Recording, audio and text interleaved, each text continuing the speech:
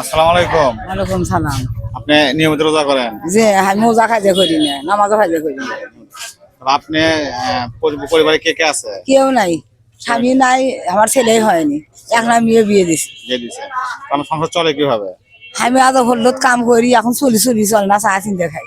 মানে হোটেলে তারা কাজ করে না, মানে বিভিন্ন লোকজন নেও না মানুষ আনে। বিভিন্ন লোকজন সহযোগিতা করে। করে সেটাতে আপনার সংসার ও চলে। সিজে পারে আমার ভাইসারা, চাউল হলে চাউল দেয়, আলু হলে আলু দেয়, ধান হলে ধান মানে দেয়। যাই যেভাবে পারে সেভাবে সহজে আমার সংসার চলে। হ্যাঁ তো এখন আমি যদি আপনাকে কিছু সহযোগিতা করি সেটা আপনি নেবেন? হ্যাঁ, নুমু বাবা, আমি নুমু। আচ্ছা, এখানে দাঁড়ান, এখানে দাঁড়ান, আমি আসছি।